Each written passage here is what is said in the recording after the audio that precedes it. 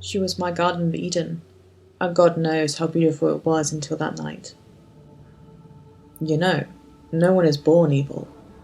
The devil himself was a fallen angel, but sometimes when you go through hell, the only way out is to walk deeper into the fire.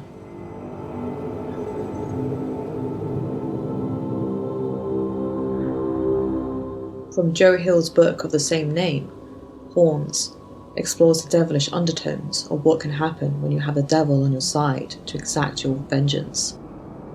But surely there is more than that?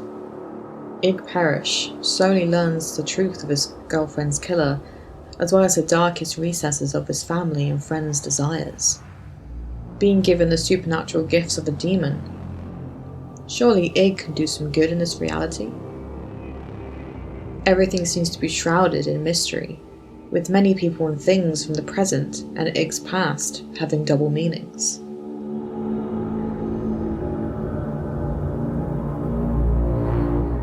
This is Two Takes, and this is One Shot, an analysis of the film Horns. Spoilers from both the film and book are ahead.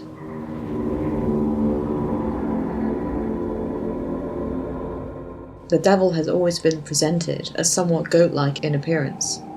Refer to my Witch episode for more. That sprouted from the horns, the hooves to the beard, wings and spiky tail. Even when it's obvious that Ig getting horns protruding out of his forehead would deem him as the devil or even a demon, I wouldn't like to assume that this is for Ig, as everything, and I mean everything, has the potential to have a double meaning.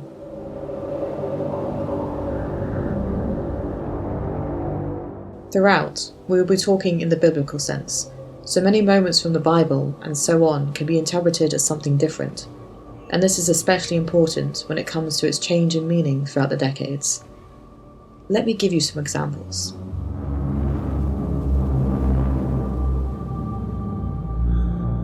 Firstly, the horns themselves. Ig wakes up from a hangover, realizing he has horns protruding from his forehead. The night before, he had drunkenly gone to the memorial of his late girlfriend Merrin, outside of their hiding place, the treehouse. There, he angrily desecrates it, breaking and stomping on a statue of Mary. This aggressive literal act, as well as the figurative act of Ig expressing his anger by saying he would rather side with the devil if it helped him get Merrin's killer, emphasizes Ig's loss of his faith. Through both of these acts, in his grief and anger, he had turned his back on God and embraced the darkness that engulfed his soul through grief and a need for vengeance. The intent to find the killer had Ig lose part of himself to the devil, and therefore horns, and only horns, protruded from his forehead. He didn't get wings, hooves, or a tail, because he was still Ig, but with the added benefit of having someone, or something, have your back.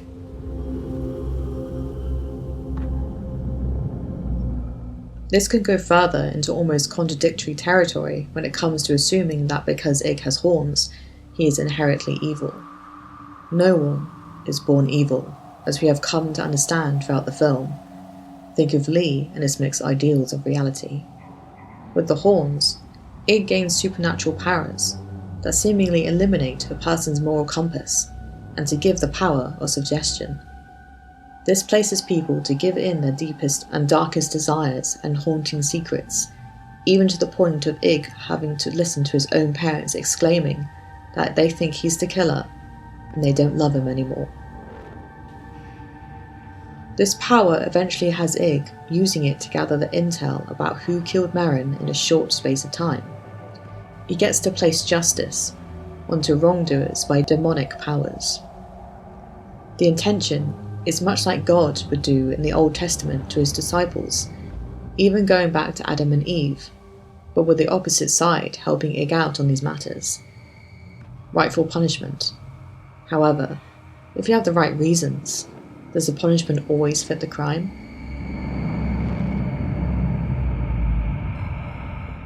Can you see? The lines get blurred on what is supposed to be good and evil. And we can go even further. The smallest example could be Merrin's cross that held significance for both Ig and Lee, and of course, Marin herself. When Marin, during church service, would shine her cross into Ig's eyes to get his attention, the cross in her hand is held inverted or upside down. However, everywhere else, it is the right side up. This could be such a small thing, but if one would dive deeper, it might have some significance.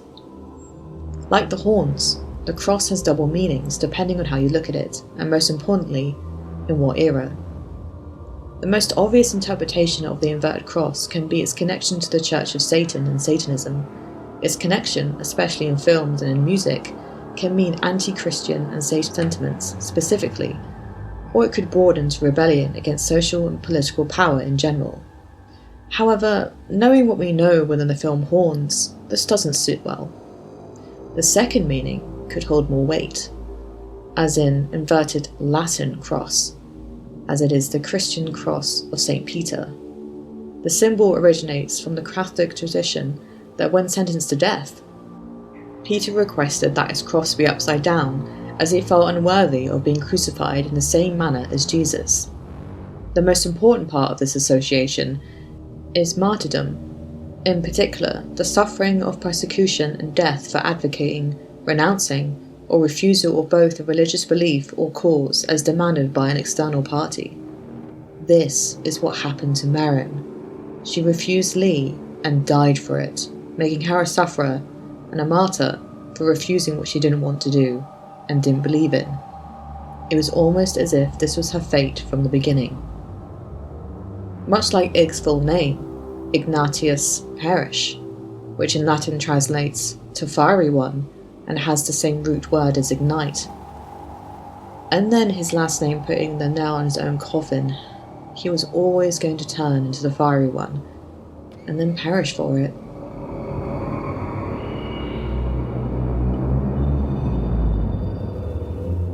The third example is the snakes, especially during the final scenes, that play a massive part in symbolism.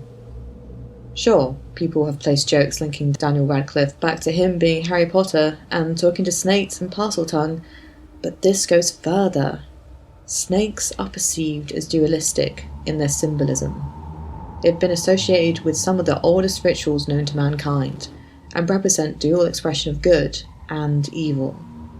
It has been argued that the serpent or snake is a symbol of initiation and rebirth precisely because it is a symbol of death. As snakes shed their skin, they are seen as symbols of rebirth, transformation, immortality, and healing, their venom being associated with chemicals of plants and fungi, giving that power to heal, to provide expanded consciousness through intoxication or death. Because of its herbal knowledge and entheogenic association, the snake is often considered one of the wisest animals, being so close to the divine. Combine that with its habitat of burrowing deep into the earth between the roots of plants, the snake's property is connected to the afterlife, and even immortality. Hence why its importance in many myths are always associated to the tree of life, a divine garden in many religions. The most prominent being in the Genesis story of the Torah and the biblical Old Testament. The tree of knowledge of good and evil is situated in the Garden of Eden together with the tree of life and the serpent. In that story of Adam and Eve, the serpent had the power of suggestion, and in the film, Horns, it's almost as if this is passed on to Ig, and the snakes become an embodiment of his vengeance and rage that only grow in strength and in numbers, hence why one kills Lee by being swallowed whole and destroying Lee from the inside out. And then they are gone, once the task is done.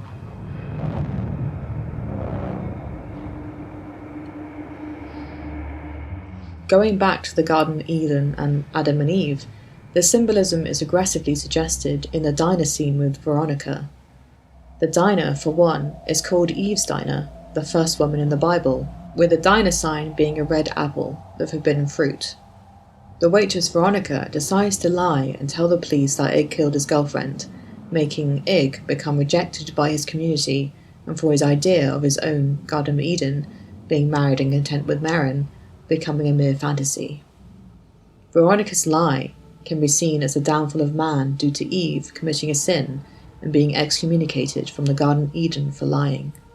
In this scene and within this film, the forbidden fruit, the apple, doesn't necessarily have to be a literal apple, as it is sometimes interpreted as God's truth or full knowledge, and Adam and Eve are ejected for eating it and then lying about it, much like Veronica lying and then being punished for it by Ig and his supernatural powers.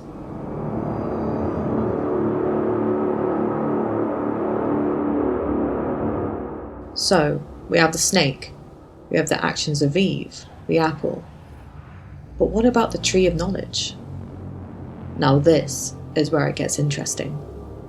From Joe Hill's book of the same name, that the film is based on, there is more explanation and more exploration of symbolism that sometimes goes beyond our reality. The treehouse, seen as a getaway and eventual memorial of both Merrin and Ig, actually holds more weight and meaning in the book. I include this here because I want to encourage the audience to perhaps go further and read the original to get a better understanding of the film. So here we go. The treehouse. Within the film, the treehouse is where Ig and Merrin have the privacy and space to bond and to strengthen their love for each other. And it is seen throughout the film. In the book, however, it's not always there. In the book, the treehouse has more meaning. It has parchment with instructions reading, "Take what you want while you are here. Get what you need as you leave." And so, they took the space to bond and left with each other. The treehouse doesn't reappear until Merrin is dead, and Ig needs to find the killer. He gets to remember the memories he had with Merrin in the treehouse all those years ago, and then leaves with the supernatural powers and the horns, giving him the strength to defeat her aggressor. The supernatural properties of the treehouse is explained further from devilinstone.com, a fantasy horror fiction writer and poet. She says, "The treehouse is a sanctuary of the mind to be appreciated alone or with someone you feel the strongest of bonds. I believe it is meant to be a physical manifestation of mediation. It's only there when you really need it, to experience something and take a decision back to the real world. Therefore, perhaps in a way, it is like the Tree of Knowledge. Both are presented as places that are seen as the crossroads to a decision. You have to remember, the Tree of Knowledge was presented to Adam and Eve, but it was known to be forbidden. The Tree of Knowledge, the treehouse, are the option of a decision. And the serpent was a power suggestion of swaying one's wariness of choice into a direction, and then there was the fall of Adam and Eve and their excommunication. In Ig's and Merrin's place, their knowledge of their bond bringing about happiness was not strong enough in their reality full of evil. That is why their afterlife is personified as them being outside of the treehouse, almost like they are in their own Garden of Eden.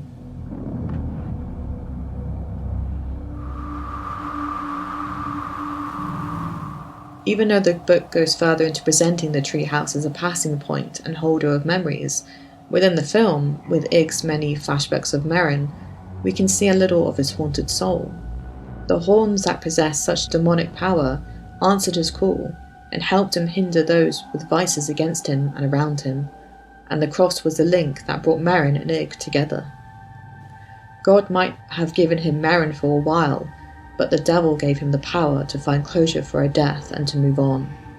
All in all, the lines of good and evil have always been blurred, and their actions, or inactions, having been perceived as something on your side or against you, still hold true in many people's hearts and minds.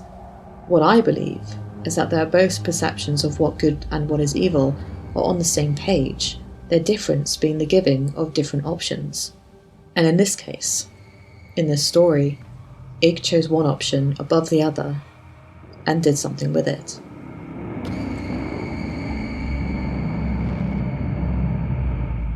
If you enjoyed what was said, please follow me on Anchor, Spotify, and other podcasting platforms to never miss an episode. Be kept in the loop for new content on my Instagram and Twitter page. For more of a visual appeal, I've introduced a YouTube channel. And if you enjoy to read what was said instead, follow my blog, linked elsewhere. I'm a podcaster that enjoys this process, and it wouldn't have been made a reality without you, the listener. And so, I thank you for listening, and I hope you stick around for more.